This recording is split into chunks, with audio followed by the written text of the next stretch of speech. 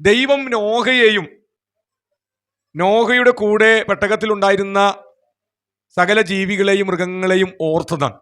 അപ്പോൾ എത്രമാത്രം ഒരു കരുതലാണ് ദൈവത്തിൻ്റെ മക്കളോടുള്ള ബന്ധത്തിൽ ദൈവത്തിനുള്ളത്. ദൈവം ഓർത്തെന്ന്.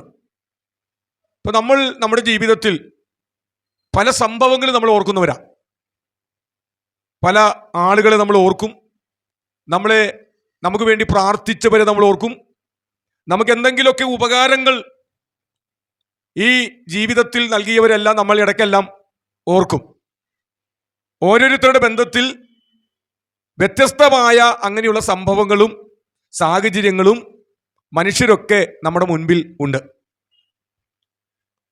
ഇടയ്ക്ക് നമ്മുടെ ഓർമ്മയിലേക്ക് അവരെല്ലാം കടന്നു വരും, ആ സംഭവങ്ങളെല്ലാം കടന്നു വരും. അപ്പോൾ നമുക്ക് വലിയ സന്തോഷം നമ്മുടെ ഹൃദയത്തിൽ ഉണ്ടാകും. നമ്മുടെ കണ്ണുകൾ നിറയും, നമ്മുടെ ഹൃദയങ്ങൾ പിടയും. നന്ദിയോടുകൂടെ നമ്മൾ അവരെല്ലാം സ്മരിക്കുന്ന നിമിഷങ്ങളാണ് ആ ഓർക്കുന്ന സമയങ്ങൾ. നമ്മൾ ദൈവത്തെയും ഓർക്കണം, മനുഷ്യനെയും നമ്മൾ ഓർക്കണം.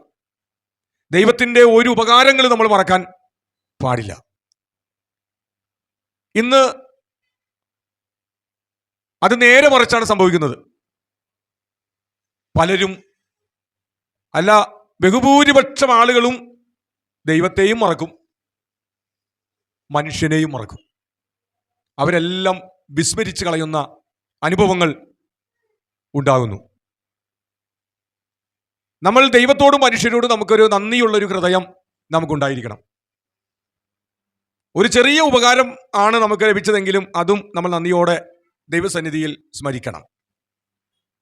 ഇവിടെ ദൈവത്തെക്കുറിച്ച് പറയുന്നത്, ദൈവം നോഹയെ ഓർത്തു, ആ പെട്ടകത്തിലുണ്ടായിരുന്ന ജീവജാലങ്ങളെയും ഓർത്തു.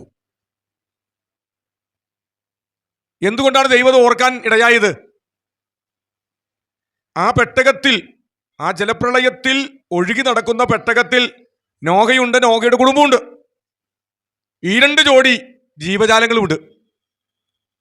അവര് അതുപോലെ തന്നെ ആ ജലപ്രളയം നിൽക്കാതെ അവരാ പെട്ടകത്തിൽ തന്നെ കഴിഞ്ഞുകൂടുന്ന ഒരു സ്ഥിതി വന്നാൽ നോഹയും കുടുംബവും ജീവജാലങ്ങൾ പിന്നെ ഉണ്ടാവില്ല.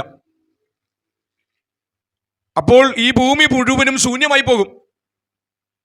പക്ഷേ ദൈവം ഓർത്തു, നോഹയെ ഓർത്തു, ജീവജാലങ്ങളെ ഓർത്തു, തൻ്റെ സൃഷ്ടിപ്പിനെ ഓർത്തു, സൃഷ്ടികളെ ഓർത്തു. സ്നേഹവാന ദൈവം ഓർത്തപ്പോൾ ഒരു കാറ്റടിപ്പിച്ച് ആ ജലപ്രളയത്തെയും ആ മഴയെല്ലാം ദൈവം നിർത്തിയതായിട്ട് നമുക്കവിടെ കാണാൻ സാധിക്കും. അതാണ് ദൈവത്തിൻ്റെ സ്നേഹം, അതാണ് ദൈവത്തിൻ്റെ കരുണ.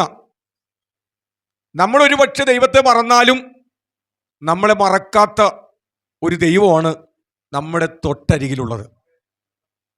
യേശു എന്താ പറഞ്ഞത്? ഞാൻ നിന്നെ ഒരു നാളും കൈവിടുകയില്ല, ഉപേക്ഷിക്കുകയുമില്ല. ഒരു നാളും.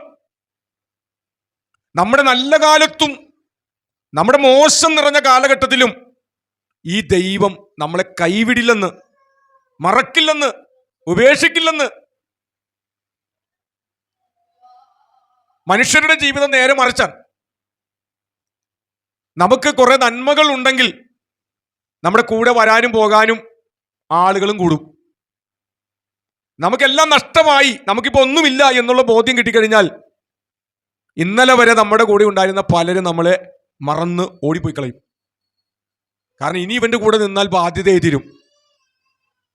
ഇതാണ് സ്ഥിതി.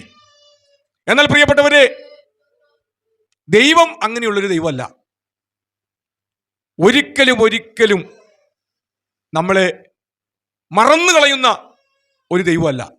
യെശയ്യാ പ്രവചനത്തിൽ ഇങ്ങനെ വാക്യമുണ്ടല്ലോ, ഒരമ്മ തന്റെ കുഞ്ഞിനെ മറക്കുമോ? അപ്പോ എന്താണ് അതിന്റെ അർത്ഥം? അമ്മ തന്റെ കുഞ്ഞിനെ മറക്കാനുള്ള സാധ്യത ഉണ്ട്. നമ്മുടെ ദൈനംദിന കാര്യങ്ങളൊക്കെ നമ്മളൊന്ന് പരിശോധിച്ചാൽ നമുക്കറിയാം. പല സ്ഥലങ്ങളിൽ നമുക്കറിയാൻ പറ്റും.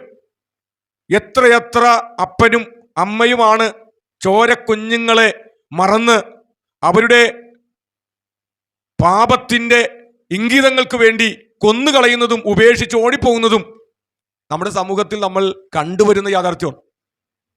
ദിനംതോറും നമ്മൾ കാണുന്നുണ്ട്, ഇല്ലേ? അപ്പോൾ സ്വന്തം പെറ്റമ്മ പോലും നമ്മളെ മറന്നു കളയും. പക്ഷേ അവർ നിന്നെ മറന്നാലും, ഒരിക്കൽ ദാവീദ് പറഞ്ഞല്ലോ, എൻ്റെ അപ്പനും അമ്മയും എന്നെ മറന്നിരിക്കുന്നു, പക്ഷെ യഹോവ എന്നെ ചേർത്തുകൊള്ളും. ദൈവം ഒരിക്കലും നമ്മളെ മറക്കില്ല. നമ്മുടെ ബന്ധുക്കൾ മറന്നാലും, നമ്മുടെ സ്നേഹിതർ മറന്നാലും, നമ്മുടെ ഏറ്റവും അടുത്ത പ്രിയപ്പെട്ടവർ നമ്മളെ മറന്നാലും കർത്താവ് ഒരിക്കലും നമ്മളെ മറക്കില്ല. ഈ നോഗയെയും കൂടെയുള്ള ജീവജാലങ്ങളെ കുറിച്ച് കർത്താവ് ഓർത്തില്ലെങ്കിൽ ഒന്ന് ഓർത്തേ, അവർ ചിലപ്പോൾ ആ പെട്ടകത്തിൽ കിടന്ന് നശിച്ചു പോയാനെ. പക്ഷെ ദൈവം ഓർത്തു. ഇതിലൂടെ നമുക്കൊരു പാഠമുണ്ട്. നമ്മുടെ ദൈവം എന്നെയും നിങ്ങളെയും നമ്മുടെ മക്കളെയും നമ്മുടെ സകല സാഹചര്യങ്ങളെയും ഓർക്കുന്ന, നമ്മളെക്കുറിച്ച് ചിന്തിക്കുന്ന, നമ്മുടെ ക്ഷേമങ്ങളെക്കുറിച്ച് മനസ്സിലാക്കുന്ന, ഓർക്കുന്ന ഒരു നല്ലവനായ ഒരു ദൈവത്തിൻ്റെ സന്നിധിയിലാണ് നമ്മൾ പോയിക്കൊണ്ടിരിക്കുന്നത്. ഇത് അറിയുന്നത് എത്ര സന്തോഷകരമായ ഒരു വാർത്തയാണ്.